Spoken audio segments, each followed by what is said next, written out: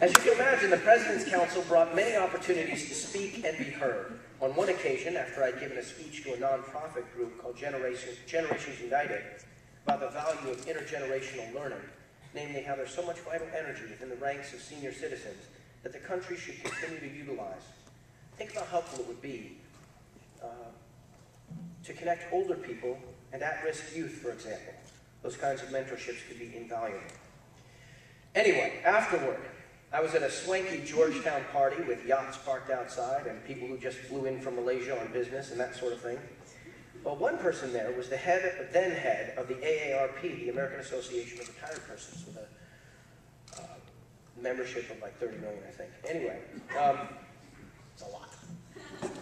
Of course, I was aware of how influential the organization is. I don't think my mother had been on the cover of the magazine yet, but a few years later she would be.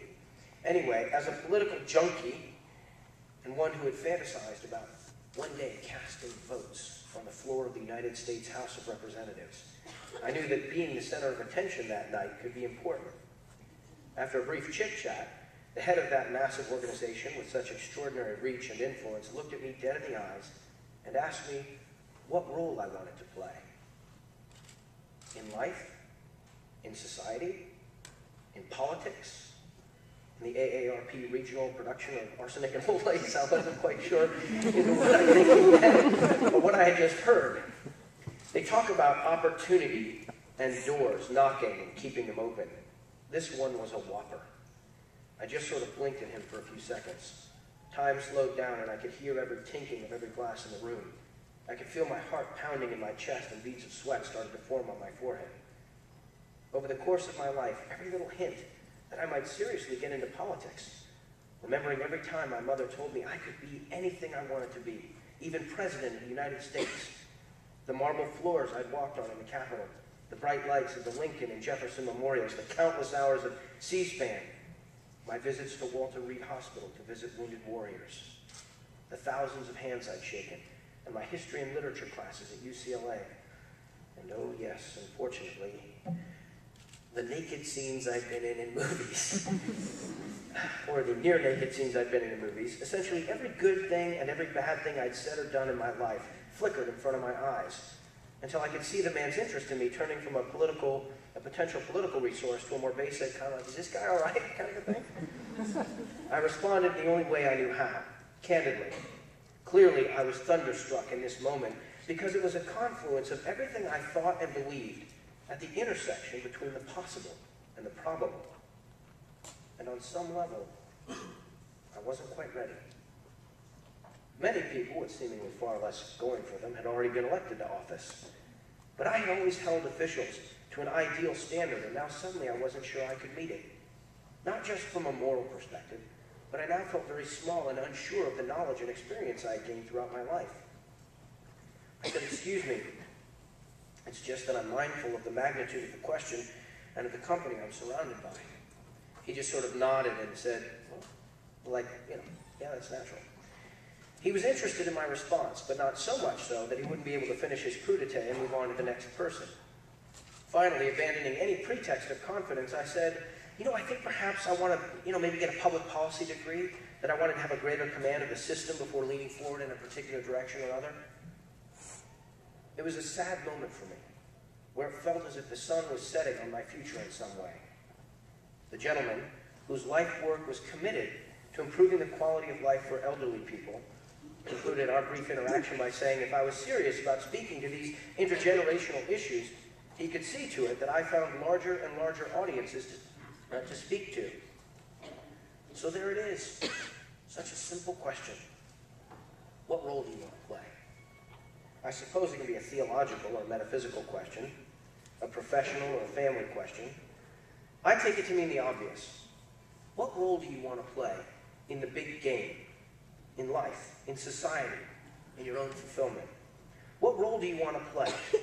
I take it to mean how we can have either the greatest positive effect on the most amount of people in the world, or how we can substantively improve the life of just one person in the world, or how we can use the time and energy of our life to be helpful somewhere in between. Who am I? Where do I belong? What should I do with my life? Are all questions that focus on ourselves, want to play is a question that invites us to think about others and where we might fit into their lives. While she raised me to believe that I could be anything, my mother used to tell me, quite exasperatedly, that I can't do everything. I spent many exhilarating years and many exhausted and painful ones coming to terms with what she meant. I remember in Back to the Future, when Marty has come to the, is back, in 1955 or whatever, and he's trying to convince Doc that he's from the future, and he's like, Doc, and Marty, all right, if you're from the future, who's president in 1985? He says, that's easy. That's Ronald Reagan. Ronald Reagan, the actor?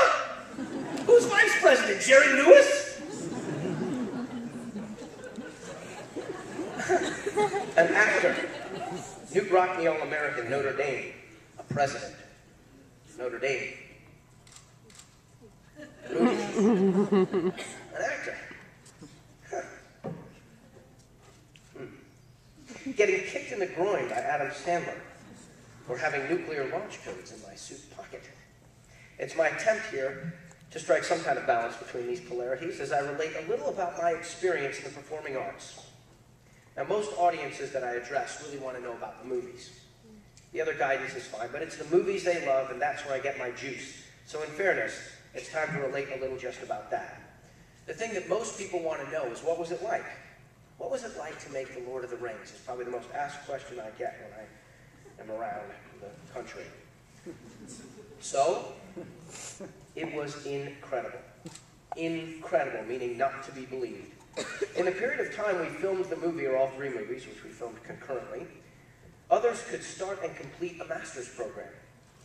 Over the course of time that we promoted the films and traveled back and forth to New Zealand, that person could have finished their dissertation and gotten a PhD. The physical experience of moving to a new country and dedicating ourselves fully and completely to a single task was exhilarating and more exhausting than could truly have been imagined. The experience of working in close quarters with some of the most gifted artists and artisans and craftspeople in the world was enlightening and inspiring and intimidating and fulfilling all at the same time. Plumbing the very depths of my soul to discover new layers of joy and pain that I didn't know existed was ennobling and embarrassing and triumphant. The tedium of the process was many times grating and unbearable. But the landscape was the most jaw-dropping salvation every time you remembered to open your eyes and breathe deeply the freshest air on this green earth. And the satisfaction derived from viewing the priceless and brilliant result of all of our efforts was something approaching the sensation of immortality. All that said, what was it like to make The Lord of the Rings? It was, pretty good. The people we met. I sat on the set and visited with Sir Edmund Hillary, the first man or second, depending on what you guess may be the story, between him and Tenzing Norgay to scale the daunting heights of Everest. Peter Jackson actually sent a runner out to pick up a book for me, his book, View from the Summit, so that I could have him sign it. The giant of a man, the adventurer, and humanitarian Edmund signed my book and my New Zealand $5 bill that carries his picture. I asked him, so how was it?